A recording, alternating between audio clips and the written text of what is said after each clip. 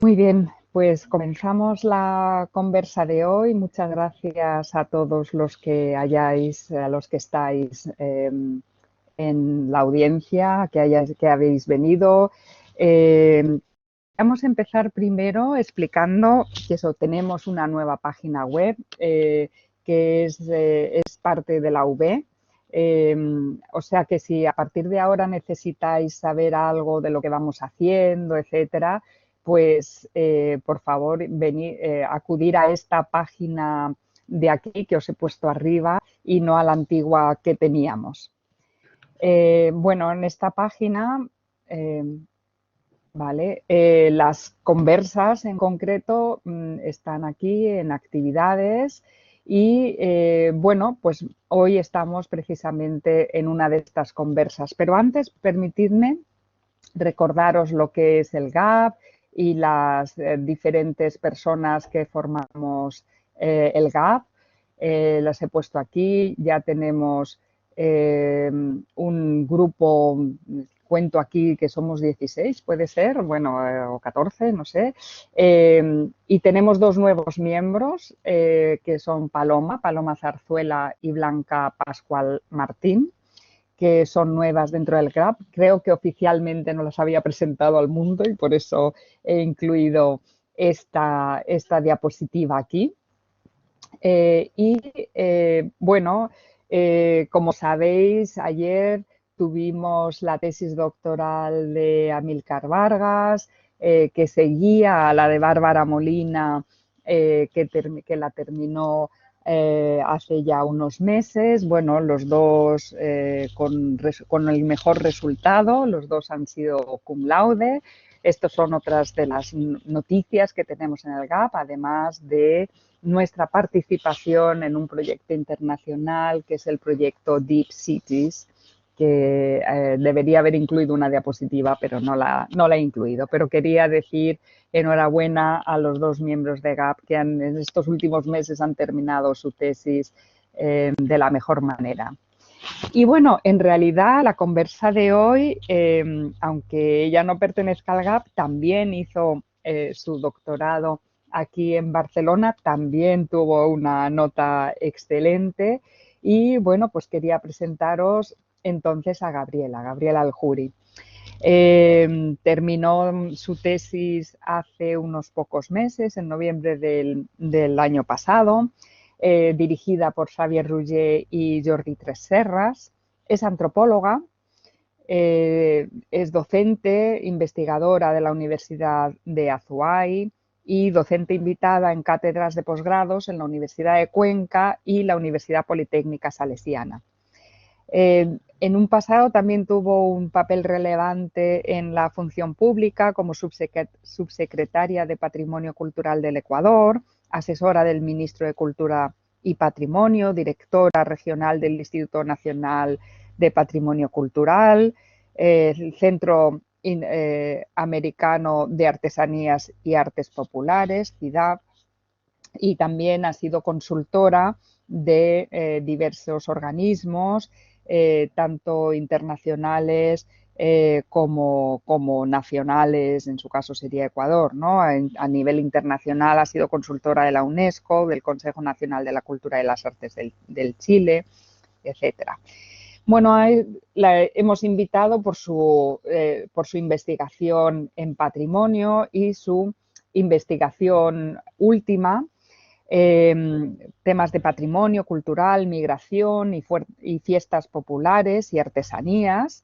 Y lo que nos interesaba de su trabajo fue la investigación de tipo etnográfico que hizo, y esto es lo que queremos o le pedimos que elaborara en su conversa, en los temas que ha trabajado de participación social relacionada con el patrimonio cultural e inmaterial y sobre todo también su trabajo con la cartografía social. La cartografía social como una técnica de investigación cualitativa que permite recabar evocaciones e imaginarios, pero también como una herramienta de activación de la memoria. Bueno, con esto Gabriela está presentada y por tanto le doy la palabra a ella. Y adelante, Gabriela, tenemos muchas ganas de escucharte y como esto es una conversa, pues si alguien quiere hacer algún comentario, la gran mayoría podéis poner o añadir cosas en el blog, que sería la forma más fácil de poder comentar. Adelante, Gaby. Bueno, gracias, Marga, perdona, Gaby, por la soy Ana, un presentación. momentito. Perdón. No sé si estamos grabando, Sí. Marga. ¿Le has dado el botón de Sí, grabar? Estamos Gracias. grabando y Gaby ha dado permiso para que la grabemos. Perfecto, sí, adelante. Gracias. Bueno, gracias, Marga, por la presentación. Buenas noches con todos, buenas noches en Barcelona, buenas tardes en otras partes y buenas tardes en Ecuador. Yo voy a empezar a a compartir mi presentación. Les pido me indiquen si es que la pueden ver. Todavía no, pero siempre tarda un ratito. Ahora, perfecto. Sí, bueno, yo quería primero que nada agradecerle a Marga, a Ana, a todos los colegas, amigos del grupo de investigación en Arqueología Pública y Patrimonio del GAP por invitarme a este espacio. Agradecerles a todos por su presencia y bueno, decirles también, confesar que me siento un poco nerviosa porque estar de nuevo con compañeros del doctorado, con colegas, con doctores, ya con Marga, que fue nuestra profesora, de alguna manera me hace sentir que estoy defendiendo de nuevo la tesis, pero ya sin tesis. Y bueno, de lo que les voy a hablar hoy son experiencias anteriores al proceso doctoral, por lo tanto también están sujetas a revisión. Y bueno, varios de ustedes me escucharon, conocieron el proceso de mi tesis, les cuento que no les voy a aburrir de nuevo con ese tema, sino hoy les voy a hablar de otras experiencias de investigación y también aclarar que no traigo certezas ni recetas de cómo hacer la cartografía social, sino el deseo de compartir lo que he realizado y de discutir con ustedes y aprender de sus observaciones y comentarios. A partir de esta precisión, bueno, yo he estructurado mi presentación con los siguientes contenidos.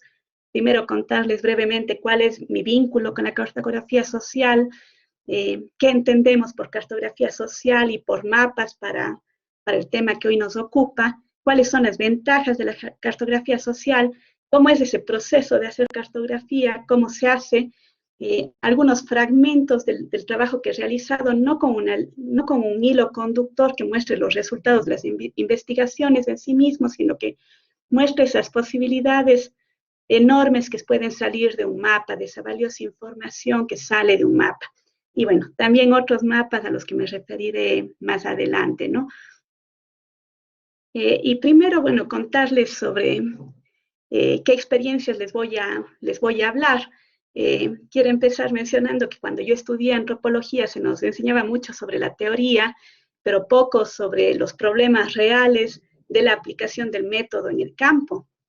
Y podría decir que lo poco que sé sobre etnografía ha sido un ejercicio de ensayo, de prueba-error en el campo, ¿no? Y lo mismo ha ocurrido con la cartografía social. Le contaba ayer a Ana que la primera vez que hice cartografía social, de hecho, veía que nos acompaña hoy Mario Bracero, que es uno de los investigadores con los que trabajé, era la primera vez que ambos nos enfrentábamos a la cartografía social. Yo nunca había visto un proceso, nunca nadie me había enseñado, intuía cómo podía hacerlo, pero ha sido un ejercicio bastante experimental, ¿no?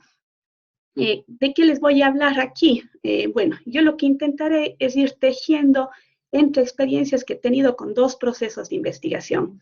Por un lado, fue un proceso de investigación participativa del patrimonio inmaterial de Susudel. Susudel es una parroquia rural de la provincia de La Suay, y esa fue una investigación que le hicimos con la Universidad de La Suay entre los años 2011 y 2015. Y el otro fue un proceso de investigación aplicada de alguna manera, fue la investigación antropológica de la Plaza San Francisco, en el centro histórico de la ciudad de Cuenca, y que fue parte de un conjunto de estudios para el proyecto de rehabilitación de esa plaza y sus vías adyacentes. En ese caso trabajé para la Universidad de Cuenca y la Municipalidad de Cuenca. Esa fue una investigación del año 2015. Pero además, en algún momento de esta presentación haré mención a otros casos que no formaron parte de procesos de investigación, pero sí de ejercicios diagnóstico o experimentales con mis estudiantes de 2 cursos en particular. La maestría en antropología de la Universidad de Cuenca y la maestría en proyectos arquitectónicos de la Universidad de la SUAY. Y aquí no me va a interesar tanto hablar de la metodología, porque como les digo, no fue un proceso sistemático ni de investigación, sino reiterar esa gran cantidad de información que puede resultar del mapeo colectivo. ¿Qué es la cartografía y qué es esto de los mapas? ¿Cómo vamos a entender aquí a la cartografía y a los mapas? Y lo primero es que vamos a decir que la cartografía social se centra en las evocaciones, en los imaginarios locales, en los propios sistemas de representación de las personas y nos permite identificar hitos, espacios, memorias, celebraciones, relaciones de poder, etc. Es el levantamiento de croquis espaciales y temporales desde los imaginarios locales. Y nos referimos a la cartografía social como un ejercicio etnográfico que tiende a trabajar sobre las percepciones y sobre los imaginarios. Vamos a decir que la cartografía social es una construcción colectiva de saberes a partir de subjetividades individuales, pero que a su vez se configura como mapa de redes y de relaciones semióticas desde la visión de los sujetos y también desde la descripción densa. Es una metodología participativa y colaborativa, y en tanto metodología participativa pone sobre el tapete los consensos, pero también los disensos. ¿Qué vamos a entender como mapas? Aquí tenemos que señalar que de la cartografía, como producto devienen los mapas, entre comillas, voy a usar la palabra mapas aquí, pero entendidos en el sentido de croquis, y no como los planos oficiales de los arquitectos o de los gestores públicos. Los mapas son contenedor y constructor a la vez, representan al mundo, pero también recrean y construyen el mundo. Y no hablamos de planos o mapas en el estricto sentido del término, es decir, no se trata de la representación geográfica de una superficie terrestre, sino de la representación imaginada de tiempos y de espacios. No es la cartografía física, sino que, parafraseando a Armando Silva, refiere más bien no a los límites oficiales, sino a lo que ese autor denomina una cartografía simbólica, que se ocupa no del mapa en sí mismo, sino del croquis. Hay una antropóloga ecuatoriana, Milagros Aguirre, que nos dice que mientras los mapas miran fríos y distantes a las ciudades y a los espacios, los croquis lo que hacen es ver a los ciudadanos en acción, ensoñándose. Y ella dice, mientras los mapas visualizan límites concretos, los croquis solo se ocupan de parentescos que son siempre permeables. Según ella, la ciudad de los mapas corresponde a las culturas urbanas de los croquis. En todo caso, cuando hablemos aquí de mapas en esta presentación, estoy hablando en ese sentido de croquis, no del mapa oficial, ¿no? Por otra parte, solemos relacionar la idea de mapa y de cartografía con el territorio, pero aquí hace falta algunas precisiones para avanzar en esta presentación, y es entender al territorio como un espacio vivido, practicado y disputado, como espacio de memoria, como contenedor de identidades, y sobre todo al territorio no como una realidad objetiva, sino que corresponde al ámbito de la representación. Es un constructo cultural y es un constructo histórico, no es algo que está dado. Es una construcción sociocultural donde tienen lugar las prácticas y los discursos sociales. Y en tanto constructo es dinámico y es cambiante. Es contenedor de fenómenos, de relaciones sociales, aunque esas relaciones también trascienden al territorio, y es también el espacio percibido. La noción de territorio aquí no se agota en el espacio geográfico, pues hoy se habla también del cuerpo, por ejemplo, como territorio, y de ello ya se han encargado varios autores. Existen también culturas que no diferencian el espacio del tiempo, el territorio del tiempo, es el caso de las culturas andinas y la noción de Pacha. Dicho lo anterior, cuando pensamos en la cartografía social, tenemos infinidad de posibilidades para generar mapas. tenemos mapas de la memoria, mapas de las corporalidades, de género, mapas lingüísticos, mapas de hechos históricos, de conflictos, de caminos, de patrimonio, de geografía histórica, de relaciones de poder. Los mapas socioambientales se generan muchísimo hoy para la defensa de los territorios. Tenemos mapas que se trabajan desde la ecología política. Se puede trabajar mapas del pasado, mapas del presente, incluso mapas del futuro, como lo vamos a ver. Hay mapas individuales también, pero bueno, yo voy a hablar hoy más de los mapas colectivos, ¿no? Hay mapas generales y abiertos, hay mapas temáticos de los que también iremos hablando. Ahora, ¿cuáles son las ventajas de trabajar con la cartografía social y qué aporta esta técnica a la investigación cualitativa? Lo primero es decir que la cartografía social aparece como un conocimiento que es dialógico, pues permite dialogar e intercambiar opiniones y percepciones locales. Es también una construcción colectiva, horizontal, que permite de cierta manera cambiar el locus de enunciación. En la cartografía social, de cierta manera, desaparecen las jerarquías. La participación del investigador es lateral y el protagonismo asumen quienes realizan los mapas. Según Bolaños y otros, el uso de la cartografía resulta ser un ejercicio lúdico y creativo que posibilita la emergencia de varias formas de subjetividad, transitando de lo individual a lo colectivo. Por su parte, hay otros autores, como Montoya, García, Ospina, que consideran que los mapas y las prácticas cartográficas han jugado un papel fundamental en las estrategias de dominación del conocimiento y de los territorios. Sin embargo, como contrapartida a esa cartografía oficial, la cartografía social hoy aparece como una línea de fuga que interpela los sistemas de producción del conocimiento, pero que también es una posibilidad de comprensión de los conocimientos técnicos y las experticias de cada disciplina con la enunciación de los agentes locales. La cartografía social de esta manera aparece como una herramienta útil para superar esa autoridad etnográfica que, en palabras de Patricio Guerrero, un antropólogo ecuatoriano, ha caracterizado a la etnografía clásica, marcada por el realismo etnográfico, el predominio de la mirada del investigador y esa dicotomía sujeto-objeto. La cartografía social permite transitar de esa etnografía clásica, considerada por Guerrero como ventríloca y monofónica, a una antropología polifónica en la que cobran protagonismo las voces de los sujetos. Es indudablemente un ejercicio en el que cambia el locus de enunciación a la mirada de los actores locales. La cartografía social también es una puesta en común de los acuerdos y los disensos, posibilita la discusión, la problematización, la identificación de elementos comunes, pero también de disputas y tensiones. Como dice Chiavasa, permite mostrar todo aquello que es invisibilizado y naturalizado por el poder y la vida cotidiana. Es también una forma de investigación que recupera la escala humana del territorio y de la propia investigación, que nos permite pensar en el espacio como el espacio habitado. Es una forma de investigación, acción participativa también, de construcción colectiva del conocimiento desde las realidades locales. Se convierte en un dispositivo en la activación y en la reactivación de la memoria colectiva. Posibilita reactivar la memoria en el acto de recordar, de conversar, de hablar, de discutir.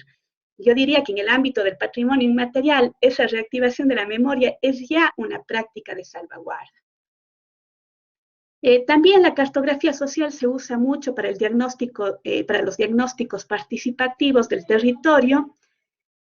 También es interesante porque en la medida en que es un trabajo abierto desde los imaginarios de los actores locales, permite aflorar temas que muchas veces no fueron previstos por el investigador y que al mismo tiempo pueden ampliar las miradas durante la investigación, pero también generar nuevas preguntas para otros procesos investigativos. Y bueno, también hay que decirlo que la cartografía social tiene esta ventaja de permitir obtener muchísima información en poco tiempo y con pocos recursos también. Ahora bien, podríamos preguntarnos si la cartografía social es una técnica de investigación o es una metodología autónoma. Hasta el momento yo he utilizado la cartografía social como una técnica o herramienta metodológica, siempre vinculada con otras técnicas como la entrevista, la observación, los recorridos, etc. Sin embargo, hay autores como Bolaños, Astaiza y Castellanos que creen que la cartografía social podría convertirse en una metodología, pudiendo incluso vislumbrarse la posibilidad del surgimiento de un método autónomo que permita realizar investigaciones de principio a fin con ella. En lo personal, creo que cada técnica cualitativa presenta ventajas y desventajas y que precisamente para contrarrestar esas limitaciones de cada técnica conviene combinar las técnicas. Como anota la antropóloga mexicana Adriana Terben Salinas, la estrategia está en saber usar las tácticas en conjuntos. Ella dice que aplicar una sola técnica sería como mirar por una ventana de un mismo tamaño, encuadrando el paisaje entre las mismas medidas. Ella dice que una cualidad que tiene el investigador sociocultural es dominar el arte de las técnicas de investigación, y esto le permite librar los límites de una con los alcances de otra técnica. Y según ella, esto rompe esa ventana y permite registrar diversos ángulos, pero también alcanzar distintas profundidades. En el caso mío, cuando se trabajó en San Francisco, combiné con observación no participante, observación flotante y muchísima entrevista. En el caso de Susudel, fuimos un equipo de investigación y combinamos la cartografía social con entrevista, con observación participante y no participante, con diálogo de saberes, talleres de reconocimiento de plantas, registro gráfico de plantas por parte de un investigador local y recorridos guiados con los habitantes de la localidad. ¿Cuáles son las fases de la cartografía social? ¿Cómo se hace cartografía social? Seguramente hay muchas otras formas, yo les voy a comentar cómo es que yo he trabajado. De estas fases tenemos la convocatoria, la motivación, el mapeo, ya voy a ir explicando cada una, la socialización, digitalización, sistematización, análisis e interpretación y devolución de la información. Estas tres que están colocadas con gris, el uno no está tan marcado el color, pero motivación, mapeo y socialización corresponden al momento mismo de la realización de los talleres, ¿no? Entonces, la primera fase es la convocatoria, y uno creería que esto es algo sencillo, y no es tan sencillo porque muchas veces de la convocatoria va a funcionar o a fracasar. Yo misma tuve algunos momentos donde no pude tener gente, trabajar la cartografía que había pensado, ¿no? Entonces, primero hay que cuidar las formas, los procesos y sobre todo entender los códigos locales. Ya les voy a explicar esto. Hay que informar cuando invitamos cuál es el objeto de la investigación, cuáles son las instituciones involucradas, quién financia la investigación, etc. Siempre recomiendo citar un número mayor de personas para asegurar la participación, y es fundamental confirmar la participación. Esto de cuidar los códigos es súper importante y les voy a contar con este ejemplo de la fotografía. Cuando yo hacía la investigación de San Francisco, el contexto era bastante complejo porque era una investigación para un proceso de intervención en una de las plazas más complicadas y complejas de intervención en la ciudad, con muchísimos intereses de por medio. Yo inicialmente trabajé con los comerciantes que estaban en la plaza, que eran provenientes de sectores periurbanos y populares. Ellos me recomendaron que lo hagamos en su espacio, es un espacio que ellos tenían de los distintos gremios dentro de la plaza. Así lo hice y funcionó bien. Pero cuando conversé con los otavaleños, que es un grupo indígena proveniente del norte del país que usa uno de los espacios adyacentes de la plaza, yo creí que esa misma lógica iba a funcionar y les pedí que me faciliten un espacio que ellos tenían muy cerca de la plaza, un espacio de su gremio, para hacer el taller. Me contacté con el dirigente del gremio, le invité, acordamos. El día que llegué no hubo nadie, ni siquiera el dirigente del gremio. Y ahí empecé a entender que ellos tenían otra lógica, que tal vez debía cambiar la estrategia. Y lo que hice es ya no invitarle yo al presidente del gremio, sino que existe un oficio dirigido a cada uno de los comerciantes, firmado por el rector de la universidad y el director del proyecto. Y además cambiamos el lugar, ya no sería el lugar del gremio, sino un espacio de la Universidad de Cuenca. Fue curioso porque invitamos solo a los comerciantes y llegaron los comerciantes con toda su familia y más gente de la que habíamos calculado. Entonces, ¿qué me faltó en la primera ocasión? Es entender esos códigos. Entender que en este caso, tal vez trabajar con una convocatoria más oficial y a un espacio oficial iba a cambiar los resultados. Cuando estamos ya en el taller, cuando estamos ya reunidos, el primer momento es la motivación. Lo que hacemos aquí es explicar sobre la cartografía, volver a explicar sobre la investigación a breves rasgos, pero siempre evitando orientar la mirada. Es decir, nuestra explicación sobre la cartografía tiene que evitar direccionar los mapas. Yo recomiendo por lo general partir con mapas generales. Eso lo hicimos en el caso de Susudel porque teníamos además mucho tiempo. La primera pregunta que hicimos fue dibuje la parroquia y ese fue el primer taller. Aquí está Mario Bracero y recordará la cantidad de información que salió de ese primer taller. ¿Por qué es importante cuando el tiempo nos permite comenzar con esos mapas generales? Porque primero permite que los informantes, los participantes todavía no estén contaminados, entre paréntesis, de toda esa teoría que los investigadores también llevamos a esta relación de campo. Pero también porque en ese primer caso, en ese primer graficar el barrio, la parroquia o el pueblo, surgen un montón de elementos que son los más significativos.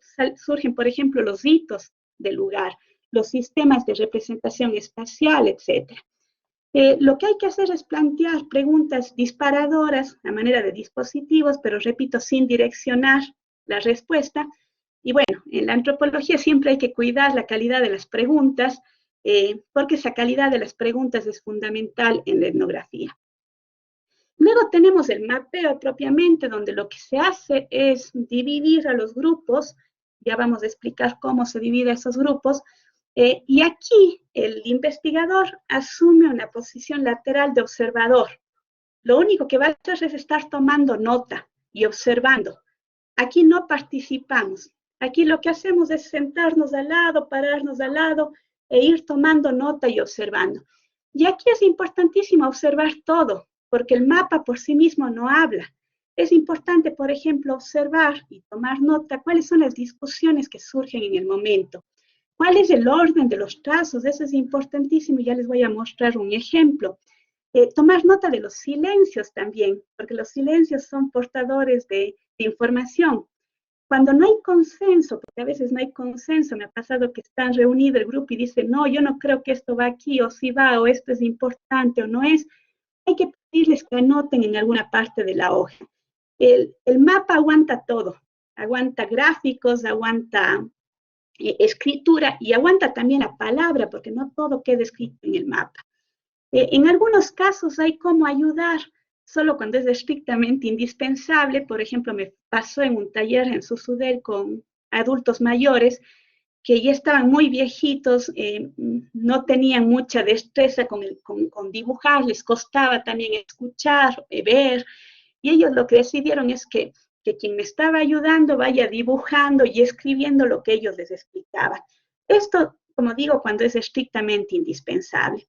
Y bueno, hay que decir que leer los mapas es un ejercicio de lectura entre líneas, de comprensión de silencios, de expresiones verbales y gráficas, pero no solo de eso, también de las ausencias, de las expresiones corporales, etc. Y todo eso el investigador va tomando nota.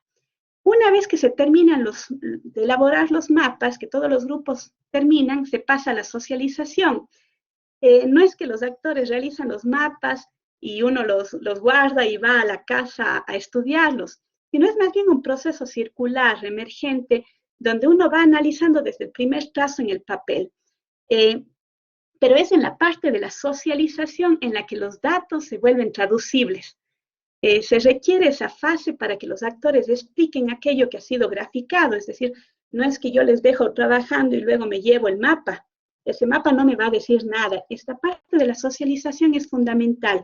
Y aquí el investigador vuelve a tomar un rol activo y se transforma en una especie de entrevista colectiva.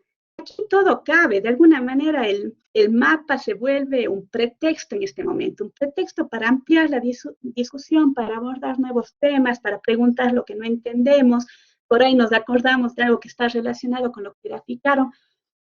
Aquí, como les digo, es conversación, es discusión entre los actores, seguimos tomando nota, pero también asumimos ya un rol activo de preguntar, de pasar a una entrevista grupal.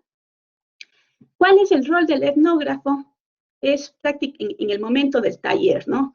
Hay un rol activo, el momento de la motivación, un rol pasivo de observador, el momento que las personas realizan el mapa, y un rol activo nuevamente, el momento en que se realiza la socialización.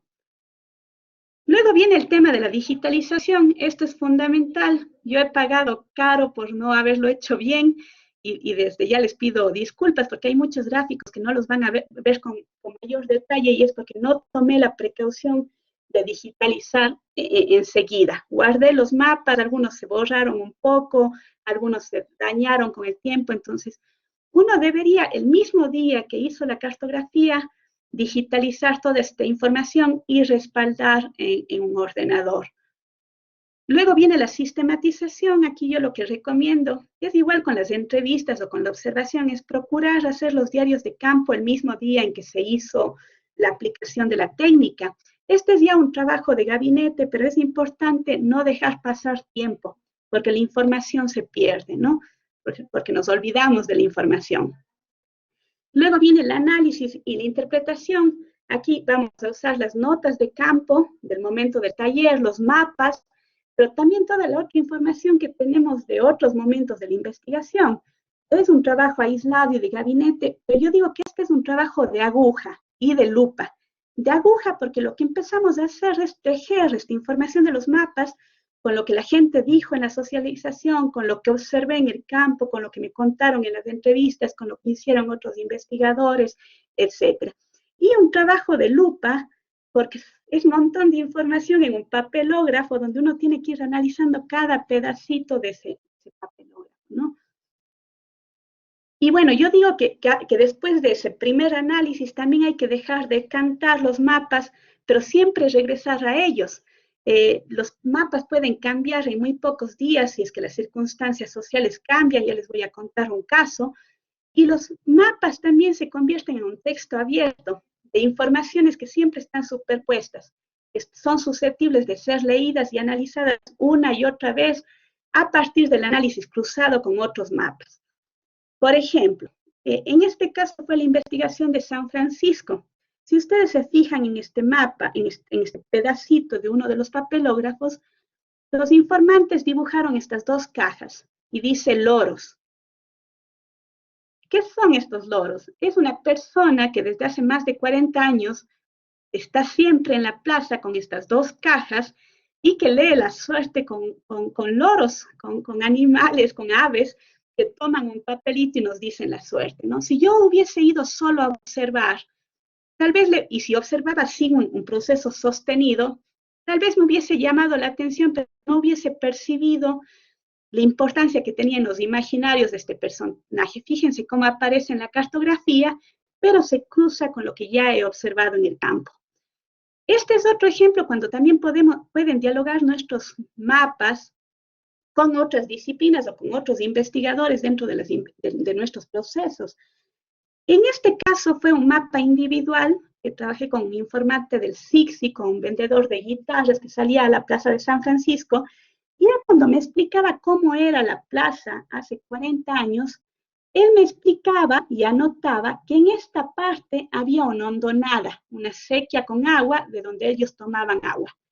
Este dato fue súper interesante, porque cuando los arqueólogos del mismo equipo en el que yo trabajaba debían hacer sus estudios, no podían hacer en la totalidad de la plaza porque el espacio estaba ocupado por los comerciantes, pusieron atención a este espacio y efectivamente encontraron un antiguo canal que estaba ahora cubierto, que era un canal de un canal de agua, ¿no? Y esto a su vez influyó luego en las soluciones constructivas para dar solución a estas líneas de recorrido de aguas subterráneas, ¿no? El otro tema que también es importantísimo es tomar nota del contexto que determina el mapeo, no solo para el mapeo, para todas las técnicas etnográficas. Anotar siempre cuáles son los condicionantes o el contexto que determina el mapeo. Y yo aquí les quiero mostrar este ejemplo.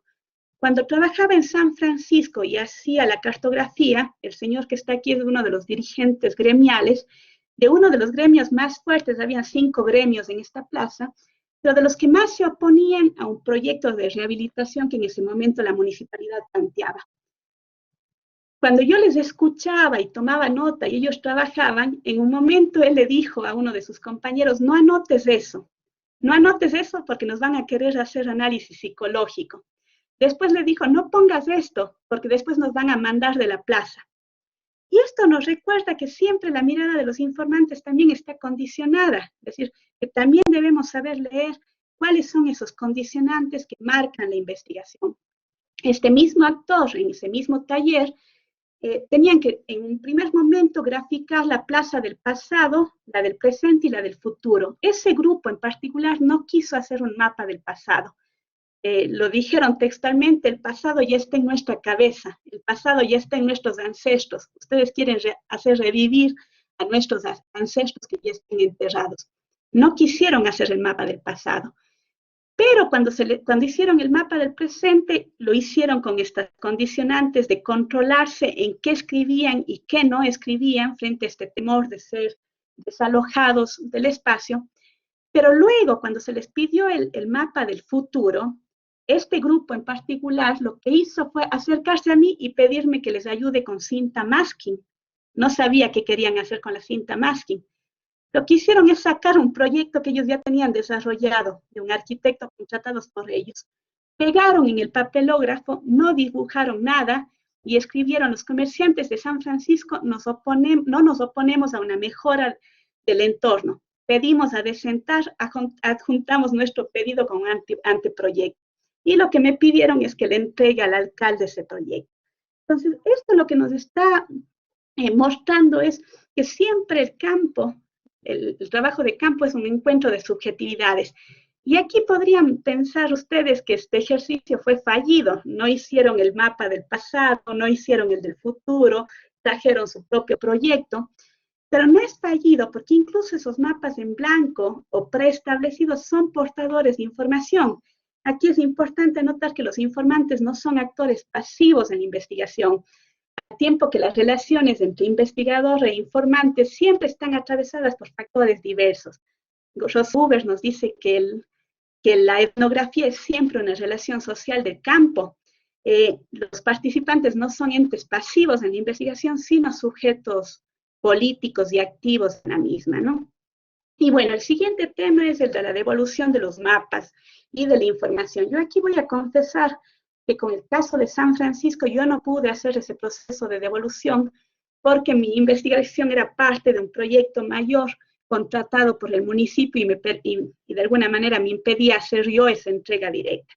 En el caso de la investigación de Susudel, no devolvimos los mapas, pero sí el análisis de los mapas que está contenido en este libro, que es el libro del registro participativo del patrimonio inmaterial. En este caso tuvimos 2 momentos, una entrega oficial con las autoridades académicas, al presidente de la Junta Parroquial en el espacio universitario, y la otra en el espacio, en la propia parroquia, la entrega a la comunidad, ¿no? Ahora, sobre el lugar, siempre es importante percatarse que sea un lugar cómodo, de fácil acceso, que permita la confidencialidad y que tampoco esté marcado por conflictos. A mí me pasó en algún momento, no con cartografía social, pero debía hacer una investigación y cometí el error de hacer un espacio que era del Ministerio de Cultura. Y allí la información estaba condicionada por esa relación paternalista con el Estado. Entonces hay que cuidar nuevamente los códigos. ¿En qué lugar vamos a hacer? ¿Cuáles son los conflictos con ese lugar? Que sea de fácil acceso, que sea cómodo considerar cuáles son las percepciones sobre el lugar también, ¿no? ¿Qué se necesita? Esto parece que fuese algo bien lógico, pero es importante recordarlo siempre. Se necesita el espacio adecuado, con mesas, sillas, una pizarra o una pared o un soporte que permita luego colgar los mapas para socializar, papelógrafo. Hay quienes trabajan con mapas ya preestablecidos, incluso hay quienes hacen cartografía social ya con instrumentos digitales. En mi caso solo he hecho esta cartografía a mano alzada. Lápices para borrador, que es opcional porque a veces la gente nos dice, quiero primero dibujar para después pasar con el marcador, quiero primero hacer el borrador. Entonces, si nos piden, es bueno tener, pero nunca, como consejo, dejen los mapas en lápiz, porque después es muy difícil al digitalizar que se puedan leer. Marcadores de colores fuertes, ese fue mi error en las primeras ocasiones, porque no usamos colores llamativos y luego se perdía el trazo. Cinta masking, que no sé cómo le llaman en Barcelona, pero es esta cinta que no daña las paredes y que nos permite luego colocar los mapas en la pizarra o en la pared el momento de la socialización. Un refrigerio siempre, porque la gente está entregando 2, 3 horas de su tiempo, entonces siempre es bueno darles un café, un agua de viejas, unas galletas, algo, ¿no? En ese proceso de reciprocidad también. Un registro de asistencia es importante, la cámara fotográfica, si se va a firmar los consentimientos previos, libres, previos e informados, hay que tenerlos ahí, y siempre un cuaderno para las notas de campo que vamos tomando, ¿no? El tiempo de elaboración suele variar entre 2 y 3 horas. El número de personas, lo ideal es que tengamos varios grupos para que la socialización pueda permitir ese diálogo, y los grupos pueden variar de 6 a 8 personas, pero pueden ser menos, pueden ser más según las circunstancias, ¿no? Lo que es importante en la selección de los participantes es que los grupos, que las personas tengan representatividad en términos etnográficos, homogeneidad en los grupos, en el sentido de horizontalidad, que nadie inhiba la participación del otro, pero también heterogeneidad en la riqueza discursiva, ¿no? Que tengamos hombres, mujeres, personas mayores, personas jóvenes, etc. Ahora, ¿cuáles son los fragmentos de estos que yo les voy a mostrar? Como les digo, no les voy a mostrar los resultados totales de las investigaciones, sino irles mostrando esas cosas que aparecen en los mapas, ¿no? Entonces, primero les voy a hablar de Susudel. Como les decía, fue una investigación entre 2011 y 2015. En este caso, hicimos una primera cartografía inicial abierta, que lo único que se les pidió fue dibujen la parroquia. Aquí participaron adultos mayores y jóvenes, adolescentes en su mayoría. Luego tuvimos una cartografía agrofestiva, que no la realicé yo, sino Mario Bracero, que está hoy conectado. Esta fue con adultos y adultos mayores. Cartografía de caminos con adultos y adultos mayores, y una cartografía de la época del régimen hacendatario, que fue estrictamente con adultos mayores. ¿Qué vimos con todo lo que iba saliendo? Primero, esa posibilidad de diálogo entre generaciones. Por ejemplo, en este primer taller estaban los adultos, pero también estaban los jóvenes, y allí fueron saliendo cosas bien interesantes en cómo trazan, cómo perciben el espacio, dónde se reúnen, cuáles son las formas de socializar de unos y otros. Permite comparar entre mapas. La calidad no es buena, son los errores en la digitalización que les mencionaba, pero este fue el mapa que hicieron los jóvenes en el primer taller. Fíjense la precisión en el trazado, la escala, de cierta manera manejan una noción de escala, dibujan con detalle la parroquia, y este fue el mapa de los adultos mayores. En algún momento les terminó faltando papel, no calculaban bien el espacio, las líneas son más sutiles, no hay precisión en el detalle. Y esto nos muestra algo fundamental. En este taller, el valor de lo obtenido no estuvo en el mapa, sino en la socialización. Los adultos mayores dan más valor a la palabra que a lo escrito. Es decir, la información no salió. Si nosotros vemos este mapa, no vamos a poder sacar mucha información de ahí. Por eso hablaba de los mapas como pretexto, como dispositivo para obtener información, ¿no? Fíjense otro tema de este mismo mapa. ¿Y por qué es importante ir anotando el orden de los trazos? Cuando los adultos mayores, uno de los grupos, empezó su mapa, lo primero que hizo fue trazar una línea en todo el mapa. Y a partir de esa línea empezaron a desarrollar lo que era la parroquia. Y este es el mapa de los jóvenes. Aquí no se lee, porque el error que les decía de usar lápiz, aquí dice Internet. El momento de la socialización, esta es la oficina de la Junta Parroquial de Susudel. En la socialización les preguntamos a los jóvenes qué hacían, por qué era importante la Junta Parroquial. Y la respuesta de ellos fue porque allí hay Internet. En esa época no había Internet en todas las casas, hoy hay por el tema de la educación, pero en el campo no era común el Internet. Cuando les pregunté qué hacían ahí, decían, ahí nos reunimos. ¿Por qué se reunían ahí los jóvenes? Por el Internet. Cuando los jóvenes anotaron esto, les preguntamos a los mayores, ¿y ustedes cuando tenían esa edad, dónde se reunían? Y ellos contestaron en la Panamericana. ¿Qué es la Panamericana? Es la carretera, la vía que une a la provincia de La Suay con Loja. Y qué extraño esto de que se reúnan en la carretera. Cuando les preguntamos por qué se reunían ahí, la respuesta fue, porque cuando éramos jóvenes, que era la época de la hacienda, donde la tenencia de la tierra no estaba en las manos campesinas, dicen, porque cuando éramos jóvenes era el único lugar que no era de la hacienda. Es decir, era el único espacio público, libre, donde ellos podían estar. También aparecieron otros temas que nosotros no los buscábamos, por eso les decía de esta posibilidad de que emerjan nuevas preguntas, nuevos temas de investigación. Cuando estábamos en este taller, había una profesora que les acompañaba a los jóvenes. Y nosotros como investigadores, lo único que queríamos era que esta profesora no direccione lo que los jóvenes dibujen.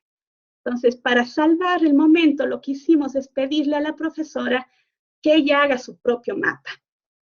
Fíjense el mapa de la profesora. Este es todo el papelógrafo. La profesora no es de esa localidad, era una escuela al estilo docente, es una profesora que llega el lunes y se va el viernes. Y lo que dibujó a la perfección fue el colegio, la escuela, su casa y la vía a Loja. Ella era de Loja. Eso es lo que conocía de la parroquia. Curiosamente, tampoco se involucró a la profesora en el resto del proceso investigativo y eso nos llama a pensar también esos problemas de la educación cuando los profesores no están familiarizados de la educación en las zonas rurales, cuando los profesores no conocen las realidades locales, las realidades culturales locales, ¿no? También emergieron las actividades productivas. Fíjense que seguimos en el primer taller. Solo se les pidió que dibujen la parroquia, en este caso. Y lo que dibujaron, alguien escribió aquí es mi casa, y lo que dibujaron es una fábrica de ladrillos. La actividad ladrillera es una de las actividades más importantes en Susudel en la actualidad. Pero cuando trabajamos en otro taller con los adultos mayores y se les pedía pensar en la época de la hacienda, el régimen hacendatario duró hasta los años 70, que vino la reforma agraria, el tema de los ladrillos no estaba presente, estaba el tema agrícola, cómo han cambiado las actividades productivas en el tiempo, ¿no? También afloró tanto en los mapas de los jóvenes como de los adultos y adultos mayores, a excepción de la profesora, el tema de la vecindad. Cuando dibujaban la parroquia anotaban como referente la casa de don Jacinto, la casa de don Rolando Loja, iban anotando estos referentes, que eran esos referentes de vecindad que aún están presentes ahí, ¿no? Aparecieron en ese mapa, solo pidiéndoles que dibujen la parroquia, los hitos, los espacios representativos, los topónimos. Y bueno, también apareció este tema de la relación de cómo transformó a la localidad la reforma agraria. Este es un mapa de la época de la hacienda, está vigente todavía el régimen hacendatario en ese entonces, y lo que se ve es el tema de la tenencia de la tierra. Cuando dibujan la parroquia, lo que dibujan es la hacienda de la familia Ullauri, la hacienda Moscoso, la iglesia de Susudel, la hacienda de la familia Ochoa, etc. Es el tema de la tenencia de la tierra, la propiedad de los hacendados, de los terratenientes. Pero cuando vemos los dibujos de los adultos en el presente y también los dibujos de los jóvenes, vemos cómo con la reforma agraria emergió el espacio público, cosa que no ocurría en la época de la hacienda. la Pancha, el centro cultural, el subcentro de salud, la iglesia matriz, una guardería, etcétera, ¿no? Este es un trabajo que voy a intentar explicarlo bien, lo hizo Mario Bracero, pero fue parte de la misma investigación. Y él lo que hizo es graficar el tiempo. Y uno diría, ¿cómo graficar el tiempo en la cartografía? Porque vinculamos siempre la noción de la cartografía con el territorio, ¿no? Pero Mario Bracero lo que hizo fue un ejercicio cartográfico donde lo que graficó fue la relación entre el calendario agrícola con el calendario festivo. Y fue encontrando esas relaciones entre los tiempos agrarios y los tiempos festivos, los productos que se consumen en la fiesta. Por ejemplo, en Susudel se siembra el camote en determinada época del año para que esté listo para una fiesta que se llama la fiesta del Pinchi, donde su plato principal es el camote. Pero también emergieron otros datos que los registró Mario. Por ejemplo, las relaciones entre siembra, cosecha con las fases lunares, también los periodos de siembra, los periodos de cosecha, de preparación del terreno, cuáles son esos animales que pronostican las lluvias, etc. Cuando trabajamos con los adultos mayores en el mapa de la antigua hacienda, de la época de la hacienda, también apareció este concepto de la microverticalidad que ha sido tan importante en los Andes. Entonces ellos graficaban, por ejemplo, cómo en una de las haciendas se producía frijol, maíz, trigo, cebadas, y anotan es la parte alta. Pero también hablan de una parte baja, donde había caña de azúcar y moliendas. Son estas relaciones, en la misma parroquia, ¿no? Estas relaciones de intercambio entre los productos de las tierras altas con las zonas calientes o yungas. En otro momento también hicimos una cartografía de caminos, de los antiguos caminos, y esto fue interesante porque aparecieron todas esas relaciones de producción entre zonas culturales como Susudel y Yunguilla, aparecieron topónimos, pero también iban graficando y contando qué hacían en esos caminos, hacia dónde iban, qué llevaban. Por ejemplo, salió el tema del contrabando del aguardiente en estos caminos hacia las zonas calientes. Pero también, y lo habíamos anotado antes, que los mapas permiten aflorar temas que están naturalizados en la vida cotidiana. Es decir, nuestro interés inicial no era entender las relaciones de poder de la época de la hacienda, sino hablar del patrimonio inmaterial presente. Y resulta que en Susudel los discursos sobre esa parroquia se han desarrollado en torno al patrimonio edificado, una antigua iglesia colonial, las tradiciones de la localidad, pero se habla muy poco sobre las relaciones de poder que estuvieron vigentes hasta los años 70 y que se heredan hasta el día de hoy. Y fíjense, cuando se les pedía dibujar la parroquia, aparecieron cosas como esta, en dos mapas de dos grupos diferentes. Anotaron que en este lugar que se llama el Poggio es donde hay vertientes o ojos de agua, dice, es el agua que tomaban los patrones. Y en otro mapa anotan, esta zona se llama el Poggio, y dice, es la primera agua para beber los amos de la hacienda. Hay otra parte donde anotan que aquí se consumía el penco, el miski, que es esta bebida del penco, pero que consumían a escondidas, porque los patrones destinaban ese producto para el consumo de los cerdos. Entonces esto nos muestra también y permite aflorar, aunque no lo hayamos buscado, esas relaciones de poder y esa inequidad en el acceso a los recursos en la época de la hacienda. Y como les decía, con los mayores, mucho de lo que se obtiene no está graficado, sino está relatado en la socialización o cuando van dibujando. No buscábamos, por ejemplo, analizar cuestiones de género, pero hay estas dos mujeres mayores que contaron cuestiones como estas, refiriéndose a cuando eran niñas, ¿no? Dice, yo quería que pongan en escuela, pero papá decía que no, porque de estar queriendo aprender a escribir enamorados. Mujeres no a la escuela, ¿no? Doña Enriqueta dice, yo iba a la parte de arriba y veía a niños jugando en la escuela. Mamita sí quería, pero papito decía no. Mujeres no, porque han de querer hacer carta para novio. Y se reían, ¿no? Recordando estos temas. Nosotros no buscamos el tema de género, pero emergió en esa cartografía. Aparecieron también las memorias del Huasipungu y la explotación en la hacienda. Una de las informantes dice, en la hacienda vivíamos de lo que producíamos en la posesión era el Huasipungu, este pedazo de tierra que los hacendados daban a los campesinos a cambio de trabajar gratis y explotados en las haciendas. Dice, no nos pagaban por el trabajo, si uno no servía, mandaban arriando de la posesión y había que ir a buscar dónde vivir, buscar otro patrón. Otro de los informantes dice, la doctrina nos enseñaban diferentes. El sacerdote decía que Dios estaba aquí en los señoríos de la hacienda y ha sido lo contrario.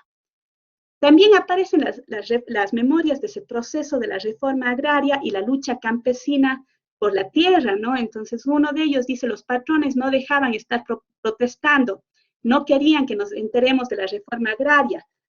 Otro dice, a algunos les mandaron a la cárcel por reclamar las tierras, los mayorales llenaban de miedo, todos los abogados se hicieron para el patrón, para el pobre nada. Fíjense, toda esta información, nosotros solo estábamos buscando temas del patrimonio inmaterial en la visión tradicional del patrimonio inmaterial, pero afloraron memorias mucho más ricas. En el caso de San Francisco tuvimos varios talleres, tuvimos talleres con estudiantes de teatro para tener una mirada más externa, con estudiantes de arquitectura, con comerciantes de la plaza, de la plataforma de la plaza, pero también con los otavaleños que se ubicaban a los alrededores. Por ejemplo, los estudiantes de teatro, a ellos se les pidió también hacer mapas del centro histórico para ver cómo ubicaban la plaza en ese espacio. Y ellos mostraron un uso que es muy comercial y cultural del centro histórico. Ubicaron tiendas de comercio y espacios culturales. También los estudiantes hicieron referencia a presencia de prácticas mágicas. Escriben chamanes, naturistas, manillas para el mal de ojo. Los estudiantes de teatro también muestran ese uso cultural del espacio de la plaza, se refieren a la Casa de la Mujer, que es un lugar donde venden artesanías, a los mejores instrumentos musicales, a Doña Marta, que es una vendedora de instrumentos musicales. Los estudiantes de las dos carreras, cuando grafican el portal donde estaban los otavaleños, tienen una paleta muy variada de colores y tiene que ver con ese colorido de la artesanía otavaleña que allí se vende. Pero los estudiantes de arquitectura tenían dos grupos, uno que eran cuencanos y otros que eran gente que no era de Cuenca, que había venido solo por los estudios a la ciudad. Y fue curioso porque cuando se les pidió dibujar el centro histórico y dentro del centro histórico la plaza, trabajaron con mucho detalle en el levantamiento arquitectónico. Hay mucho detalle en la catedral, en la iglesia de San Francisco, pero no hay más que eso, no hay una construcción de esta ciudad vivida o habitada, son los espacios arquitectónicos. Esta es la plaza anhelada por los estudiantes, una plaza de orden, de espacios verdes, de espacios para eventos culturales, etc. En todos los grupos, tanto para estudiantes como comerciantes de la plataforma u otavaleños, aparece el tema de los buenos y malos olores en la plaza. Pero esto también apareció en un cuestionario de percepciones que se hizo con actores externos. Pues, por ejemplo, aquí dibujan a una persona orinando en uno de los espacios de la plaza, acá dicen huele a pipí, por acá ponen fiu fiu y luego explican que el fiu fiu es el mal olor, pero también es el lugar donde los buscadores de empleo vacilan a las mujeres, hacen piropos a las mujeres que pasan. También se habla de un olor a incienso, porque la plaza conjuga buen y mal olor a la vez. Acá escriben huele a meados, por aquí dicen incienso, huele rico y feo. Todos son mapas de distintos grupos, ¿no?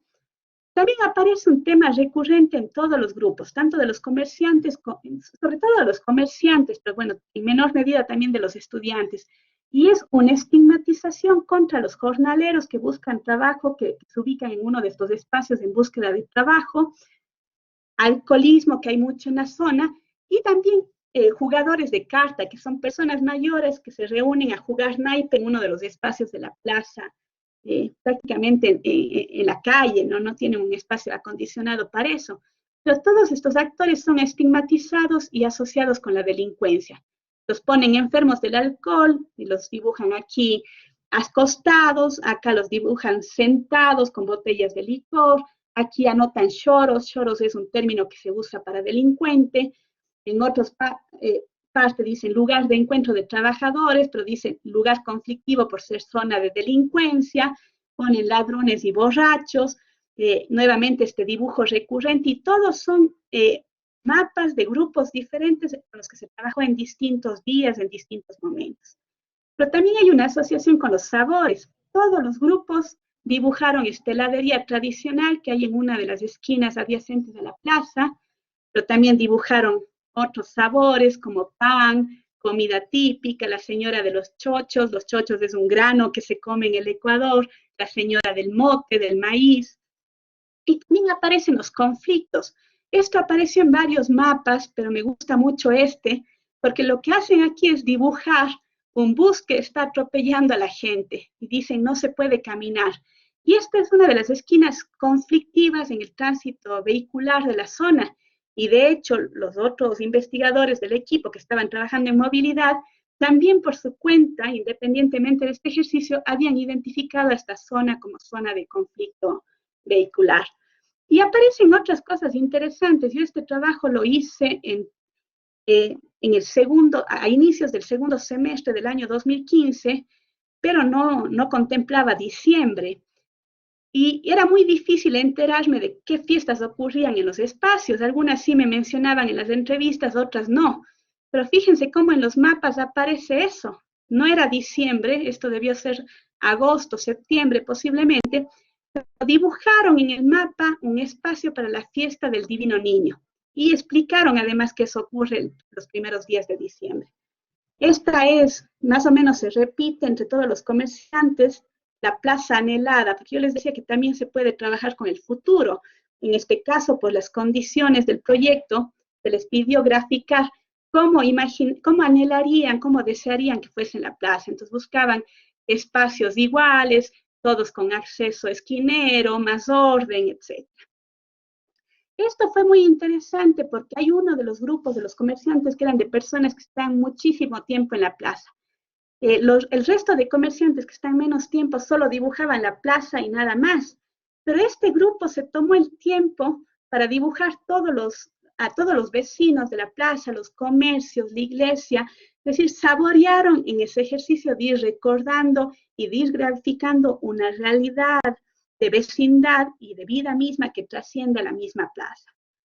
Esta fue la plaza anhelada de los comerciantes otavaleños, quieren un espacio vinculado con eventos culturales, festivos, y hay una preocupación recurrente con el tema del turismo, porque sus principales clientes además son los turistas con las artesanías. En uno de los mapas apareció esto, en dos mapas de los otavaleños apareció esto, juegos, lugares para juegos. Y esto fue interesante porque nosotros no habíamos contemplado trabajar con niños, pero al taller de los otavaleños llegaron con sus familias enteras, y este fue uno de los niños que participó. Pero cuando nosotros hacíamos la observación e íbamos a la plaza, en el día y en la noche, la plaza era el lugar de vida para las familias otavaleñas que llegaban en esa época a las 4 o 5 de la mañana y se retiraban a las 9 de la noche, de lunes a domingo, con excepción de los varones que los días lunes salían a jugar fútbol. Es decir, ese era el lugar de vida para los niños y no habían espacios adecuados, había un espacio de parqueadero de taxis, peligroso, además que es donde jugaban los niños. Entonces es entendible por qué apreció este tema. Primero era una necesidad real, pero además surgió en ese taller la presencia de menores. Y bueno, otros mapas, ya voy terminando. Eso, sí, ya veo que vas terminando, perfecto. Sí, y esto solo contarles, yo les decía que los mapas son realidades móviles y libros siempre abiertos. Esto no es producto de una investigación, esto lo trabajamos en septiembre de 2019, yo estaba dictando un curso en la maestría de antropología, y mi interés era que mis estudiantes grafiquen el centro histórico de Cuenca en ese momento y que lo vuelvan a graficar cuando concluyamos el módulo. Hicieron este gráfico de una ciudad bastante armónica, con el barranco, con el río Tomebamba, el verde, la catedral, la plaza, todo muy bonito, pero resulta que a los poquitos días vino la huelga nacional, el paro nacional de octubre, y debimos suspender el curso. Cuando retomamos el curso, ya había pasado el paro, muchos de mis estudiantes participaron en las huelgas y volvimos a hacer este ejercicio. Y fíjense cómo cambió en cuestión de 3, 4 semanas ese mapa. Por ejemplo, no se lee bien aquí, pero aquí dice Chiapas. chapas es el nombre con el que se les llama aquí a los policías. Y aquí dice trucutú. Trucutú es el vehículo antimotines que se usa en las manifestaciones. Y aparecen las barricadas también. Y aparece en otro mapa la evidencia del paro, un espacio patrimonial, entre comillas, que se alteró en una de las plazas con las manifestaciones. Y este fue otro ejercicio con mis estudiantes de la maestría en arquitectura. Este es un plano hecho para la Plaza San Francisco por los arquitectos. Hoy hacen el esfuerzo de ya no dejar planos limpios, ponen, en una buena intención, ponen gente, pero es gente moviéndose, gente circulando, gente que no nos dice nada, es como que si pusieran gente para decirnos que se está pensando en la gente. Y este fue el ejercicio que estos alumnos arquitectos trabajaron conmigo y donde hicieron este esfuerzo de bajar a la realidad, donde la gente ya no es gente moviéndose, sino gente con presencia, con pertenencia, con nombres, con identidades en los espacios. Y con esto sí cierro el llamado mapas íntimos. Yo esto no es parte de ningún ejercicio diagnóstico ni investigativo. Yo en mi tesis doctoral pedí a las personas queridas que dibujen cómo imaginan ellos las plazas de Cuenca y las plazas de los Andes. Esta fue la plaza que dibujó mi mamá, una plaza muy parecida más bien a las plazas campesinas. Esta dibujó una prima a la que quiero mucho, llena de gente, de actividades, de comercio. Esta dibujó mi hermana, que es experta en turismo, una plaza festiva, colorida. Mi hermano dibujó una plaza, de alguna manera, copiando la postal de una de las plazas de la ciudad. Esta la hizo Bárbara, que no sé si está conectada, Bárbara Molina. Aquí aparece el lugar de los helados de la Plaza San Francisco, pero también gente vendiendo cuyes, una mirada de la plaza muy desde la gastronomía. Esta la dibujó Rafa, su espacio, este concepto más bien de plaza-jardín. Y esta la dibujó mi hija. Yo le pedí que dibuje la plaza, una plaza cuencana pensando en todo lo que me había oído en esos 5 años de tesis. Y ella dibujó la fiesta, dibujó gente sentada, pero también dibujó la huelga en la plaza y la protesta social. Y bueno, me emocionó mucho este dibujo. Y con esto yo lo que quiero es simplemente cerrar diciendo que la cartografía social tiene enormes posibilidades y que es descripción densa, es decir, es un tejer entre subjetividades individuales y colectivas. Muchas gracias y discúlpenme por el tiempo que me excedí. Pues muchísimas gracias, Gaby. Ay, no sé, creo que tengo el micrófono, pero no tengo el vídeo. Y vamos a abrir el turno de preguntas. Apen, que comentó por el chat, te doy la palabra, Apen, para que hagas la pregunta a Gabriela.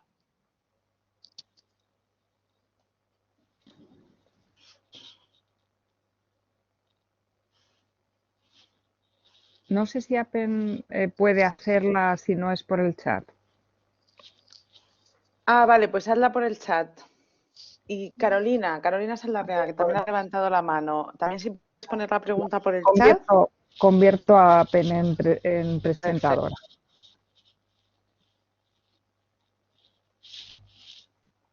Ay, disculpa, ¿eh? ¿Ahora se oye? Sí. ¿Se oye? Sí, ahora sí. Disculpa, Gabriela, muchísimas gracias. No la veo ahora, este es un rollo porque no la veo. Gabriela, muchísimas gracias, ha sido súper interesante y también te agradezco mucho todo el... Ay, no se me ve, voy a poner que se me vea, que si no me siento un poco como...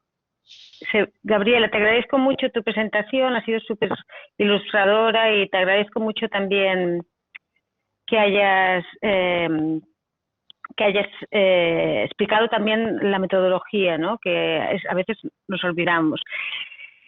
Es una reflexión más porque justamente trabajando sobre tu caso de estudio, bueno, en Ecuador y así, o sea, todo el trabajo que se ha hecho en términos de el mapa como instrumento de desposesión de poblaciones indígenas durante el periodo colonial es súper interesante, ¿no? O sea, hay mucha literatura en términos de geografía histórica y cómo realmente el mapeo ha sido una manera de opresión y de establecer relaciones de poder muy fuertes, sobre todo en poblaciones indígenas en América Latina. Entonces, me ha parecido muy interesante tu concepto de cartografía social, pero la parte que me he quedado un poco así como aún esperando, y no sé, supongo que es porque tenías tanta información que darnos, es que la sensación, a mí me ha dado una sensación un poco es que falta una intervención política. Sí, me parece que has sacado información súper interesante, pero, por ejemplo, este trabajo que tú estás haciendo, que llamas cartografía social, se ha hecho en lugares como, por ejemplo, en Centroamérica, con temas de demandas de tierras indígenas. O sea, el hacer que las poblaciones indígenas utilicen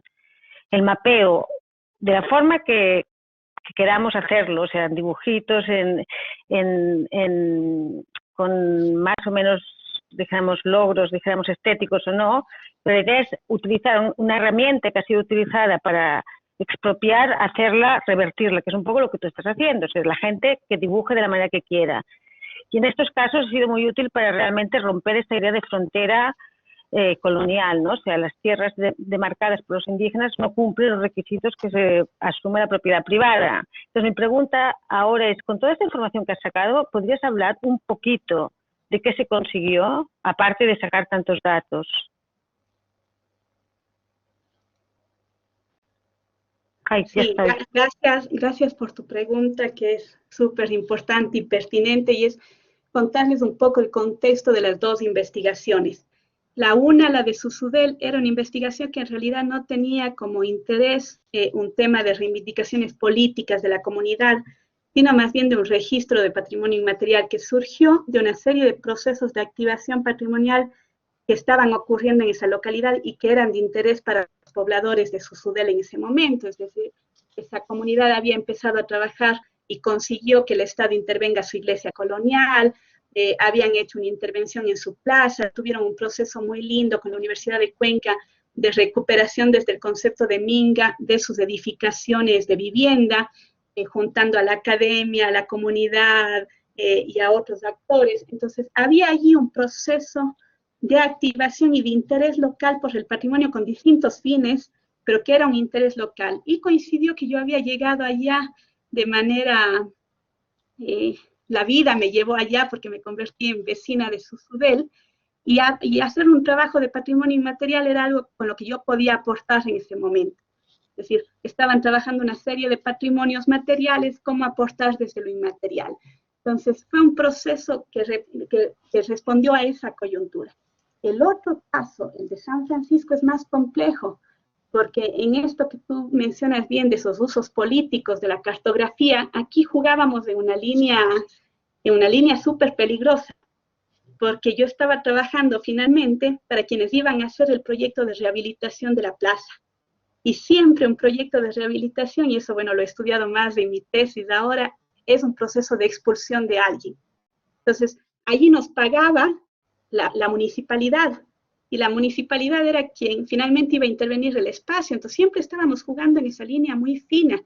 Y yo creo que aquí el reto y el ejercicio fue, además con recursos muy limitados, con un tiempo muy reducido que nos dieron, no me dieron equipo de investigadores tampoco, fue, por un lado, en un equipo enorme de técnicos, arquitectos, ingenieros, arqueólogos, mostrar que ahí había gente. Y por otro lado, mostrarle a la municipalidad, que fue la postura del estudio antropológico, que ahí había una vida que había que cuidar. Es decir, la postura del informe antropológico no nos decía qué hay que hacer en términos arquitectónicos, funcionales, pero sí nos decía, hay una riqueza, una complejidad de habitar el espacio que hay que cuidar, y todos deben quedarse ahí. Y también hablábamos de que no iba a ser el proyecto arquitectónico que solucione los problemas que efectivamente había ahí. Entonces, ahí fue muy complejo, fue muy difícil. Bueno, además, luego la intervención en el espacio ya no estuvo a cargo de la universidad, hubo muy poca capacidad de maniobra, y fue esas situaciones en las que los antropólogos también somos contratados para estos procesos donde hay que cuidar nuestros productos, pero también cómo se usan esos productos. Entonces, luego se intervino la plaza, yo lo estudié en mi tesis, se intervino varios años después, yo ya no estaba viviendo en el Ecuador, no tuve nada que ver con ese proceso de intervención, tengo muchas críticas de ese proceso de intervención, pero dentro de todas esas críticas, si hay algo que puedo decirles, por lo menos se aportó para que no expulsen a quienes ya estaban ahí, porque los otros proyectos que existían antes eran proyectos de reubicar a los comerciantes, a los vendedores formales e informales en un espacio aledaño o en una construcción subterránea. Entonces, eso, pero efectivamente hay otros ejercicios de los que yo no he sido parte, que sí han sido con connotaciones mucho más políticas. Por ejemplo, en el Ecuador hay todo el colectivo de geografía crítica que trabaja en zonas donde están tratando precisamente temas como la defensa del territorio, la defensa del agua, de los recursos, de los mal llamados recursos. En Colombia hay muchísima experiencia en esto de cómo trabajar con las poblaciones, cómo usar la cartografía social en la defensa de territorios indígenas, por ejemplo. Pero en verdad yo no he trabajado en esos procesos. Me gustaría, pero no ha sido el caso de estas investigaciones.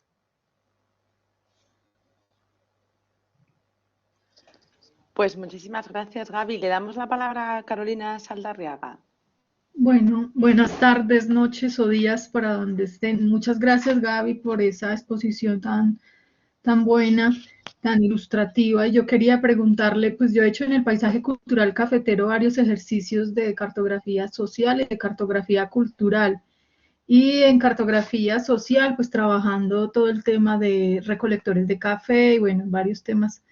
Y uno de las, digamos, partes más clave del proceso es el análisis, porque pues, la subjetividad, el tipo de información tan diversa que uno puede obtener, que es gráfica, pero también puede ser en comentarios, pero también en entrevistas, y eso hace que uno tenga un universo de datos que se le hace muy complicado en un momento dado a uno analizar.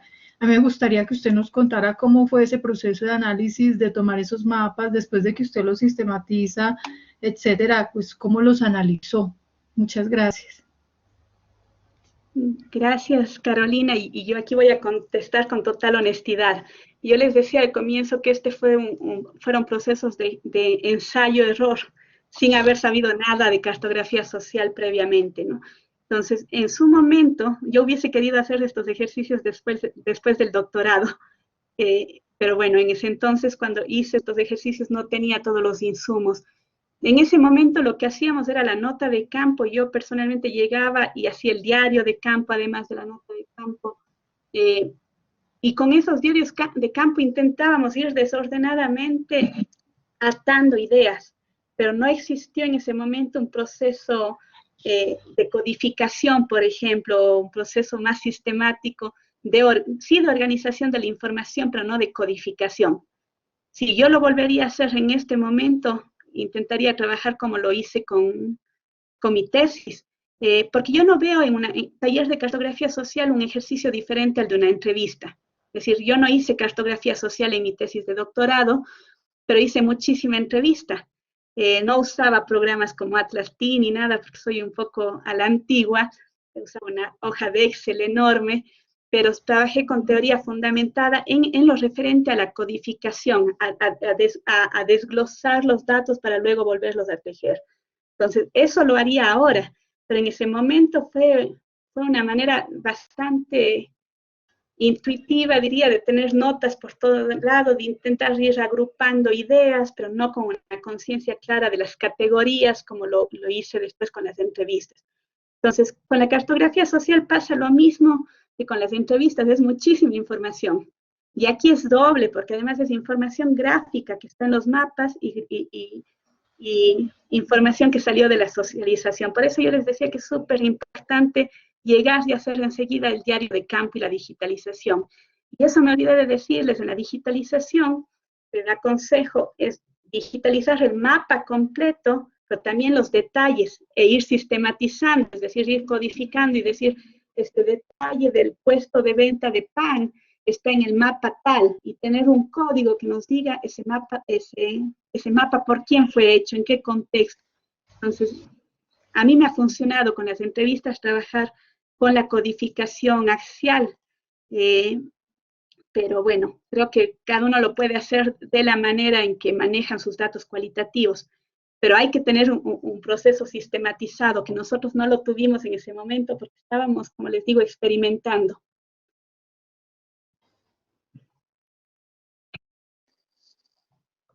Margarita, muchas gracias, Gaby. Margarita Gómez Salas, no sé si quieres hacer alguna intervención. Hola, ¿me escuchan? Sí, perfecto. Sí, perfecto, gracias, Anita. Muchas gracias, Gabriela, hermosa, la presentación me ha encantado. Yo aquí, bueno, escuchaba bastante maravillada viendo todos los planos y viendo viendo todo el mapeo. Yo trabajo también con ordenamiento territorial y he trabajado con temas de gestión cultural, pero también mucho realizando mapas, sobre todo planes de ordenamiento territorial en algunos países. El tema de los límites me pareció muy genial lo que contabas, porque realmente a veces, he tenido la oportunidad de trabajar directamente en el terreno y no teníamos en ese momento, tampoco teníamos ni papel, ni marcador, ni nada, y trabajábamos directamente sobre la tierra, marcando límites, en el caso de que estamos, por ejemplo, tratando de entender a quienes pertenecían unos u otros territorios. Y esa cuestión tan impresionante que es que el territorio tenía el nombre de alguien ya directamente, ¿no? La cuestión y que esos territorios, digamos, pertenecían a familias, siguen perteneciendo a familias que tienen todo, el tema de la pertenencia, cómo pasa el tiempo sobre los mapas y cómo eso es lo más fascinante de marcar todo eso, el paso del tiempo sobre los mapas.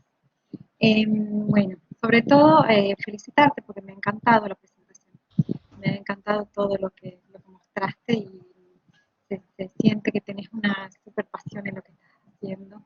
Y yo también soy amante de los mapas y de la cartografía y trabajo en esto, así que adelante, es hermoso. Muchas gracias por tu presentación.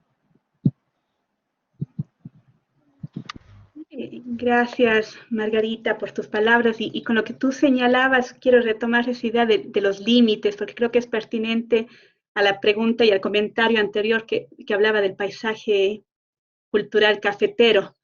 Y es como la cartografía finalmente trasciende siempre los límites, o más bien dicho, como los límites no son en realidad ese concepto de frontera donde terminan las cosas, sino donde empiezan a ser las cosas. Y cuando uno de estos grupos empezó su mapa trazando esta gran línea y luego explicaban que esa era la vía, la carretera, que era el único espacio público, pues era también ese límite entre la tenencia y la no tenencia de la tierra, entre el espacio de opresión, de dominio y ese mínimo espacio de alguna libertad donde podían reunirse los domingos de la tarde, ¿no? Y también como cuando se les pide que dibujen la parroquia no es los límites oficiales de la geografía arbitraria o de la división política arbitraria de las parroquias, los cantones, las provincias en el Ecuador. Como esos límites a veces son mucho más pequeños o mucho más de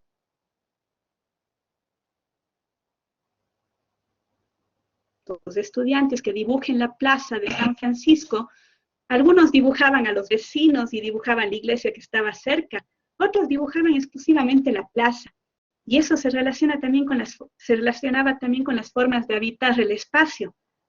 No les conté por tiempo, pero cuando trabajamos con los comerciantes otavaleños y se les pedía dibujar San Francisco, era curioso, porque ellos en realidad no ocupaban la plaza, sino un portal de las casas adyacentes, es decir, la calle del frente de la plaza. Y ellos dibujaron a detalle la plaza y el portal, nada más. No dibujaron los otros portales de las otras calles, no dibujaron a los otros actores. Y eso se explica si es que entendemos, como les decía, que los otavaleños en ese entonces, porque no tenían espacios móviles, ahora ya tienen espacios mobiliario como tienen ahora con el proyecto, en ese entonces todos los días iban con su bulto de artesanías a las 4 de la mañana, armaban el puesto y se quedaban hasta las 9 de la noche, desarmaban y todos los días. Entonces su lugar de vida era esa era la ciudad que conocían. Además vivían en los espacios aledaños. Habría que ver cómo ha cambiado hoy con el proyecto. Cuando yo les entrevistaba por motivo de mi tesis, una de ellas me decía, ahora ya tenemos horario de oficinistas, ya llegamos a las 8 de la mañana a la plaza, ¿no? Ya no a las 4, 5 de la mañana. ¿Cómo han cambiado esas percepciones? Otra cosa bien interesante que tampoco les mencioné, en ese entonces la UNESCO emitió un documento que decía que los comerciantes otavaleños sí debían quedarse en la plaza, desde esa visión folclorizante, ¿no? Porque vendían artesanías, porque eran indígenas, pero que el resto de comerciantes que vendían productos fabriles, ropa de uso popular, tenían que irse a otro lugar. Y empezó un conflicto que ya era histórico, además, porque allí habían relaciones también de racismo, de segregación. Lo interesante fue que muy pocos de los grupos de los comerciantes de la plataforma dibujaban a los otavaleños. Pero cuando trabajamos con los otavaleños, ellos tampoco dibujaron a los comerciantes de la plaza. Es decir, también allí afloran esos límites que son espaciales indudablemente, pero que son sobre todo límites y barreras sociales y de conflictos.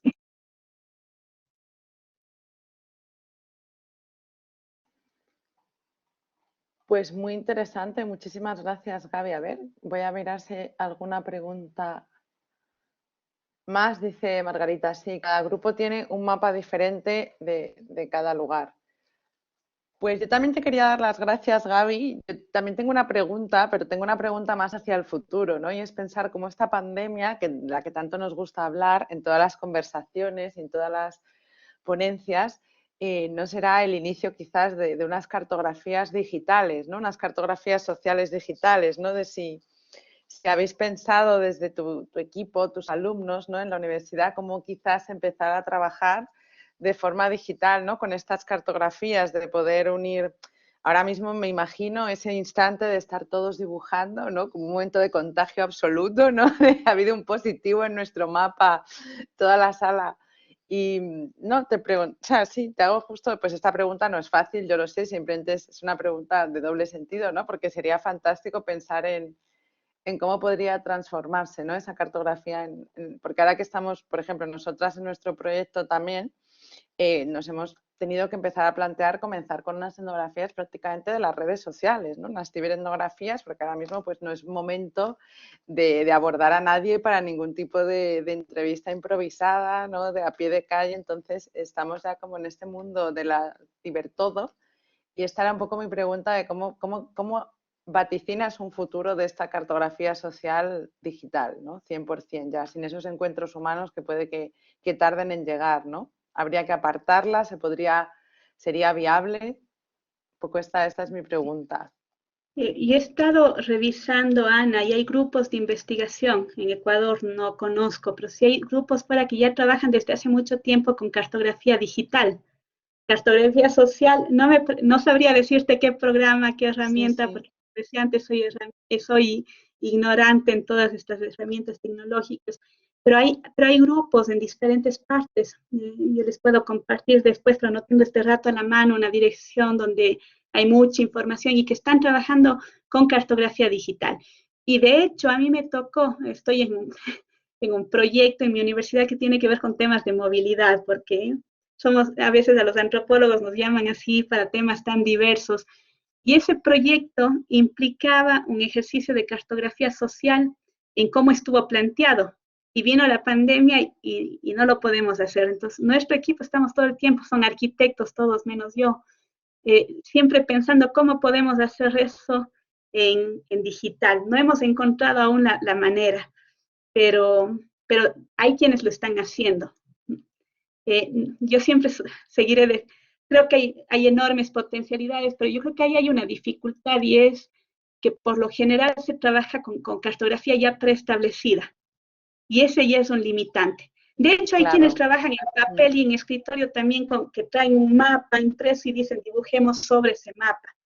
Pero dibujar sobre un mapa ya establecido, para mí sigue siendo un ejercicio de querer escribir el sentido sobre un soporte que viene desde estructuras de dominación del conocimiento, ¿no? Entonces yo seguiré prefiriendo el papel blanco, donde cabe todo. Si ustedes vieron uno de los mapas que les mostré, trabajé con personas muy viejitas que no veían bien, no querían, algunos no sabían leer ni escribir, y lo que pidieron es a alguien joven que les ayude. Y si ustedes ven, no es un mapa, en realidad es un montón de narración escrita ahí. Entonces, el papel debería aguantar todo y a veces el tener esa estructura previa sí limita, pero hay grupos que lo están haciendo y seguramente se incrementará notablemente en estos tiempos por la condición de la pandemia, ¿no? Pues sí, seguro. Pues gracias por tu respuesta. No sé si alguien más tiene alguna pregunta. Bueno, pues parece que no. Bueno, pues Gaby, pues muchísimas gracias. Subiremos el vídeo a nuestro canal de YouTube en los próximos días y de nuevo darte las gracias de parte del Grupo de Arqueología Pública y Patrimonio y comentaros que la siguiente conversación que tendremos, la siguiente conversa patrimonial será el martes 16 de marzo y contaremos con la presencia de Virginia Salerno desde Buenos Aires, que nos hablará de arqueología pública en Argentina. Muy bien, pues gracias a todos. ustedes. Gaby. Mil gracias a ustedes. Chao. Chao, gracias. Para salir es arriba a la izquierda.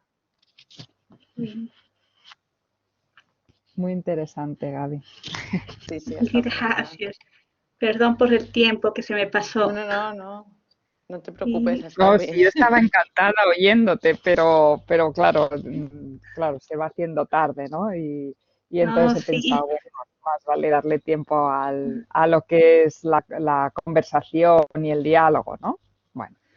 A lo mejor se nos ha olvidado decir, Gaby, que tu tesis yo creo que está en el repositorio, ¿no? De la UV. No entiendo que no, porque había que, entre los papeles que llené... Vale. Sí, claro, seguro, puede que todavía no. Quería esperar por los artículos. Sí. Ay, claro, no, perfecto, claro, mejor. Sí, bueno. Pero te puedo pasar. No, sí la tenía, pero no completa. Así de sin correcciones. No, me ha gustado mucho, ha estado fenomenal. Bueno, pues gracias a todas. Yo me voy a cerrar aquí. Yo también. Gracias, que estén bien. Chao. Chao. Chao.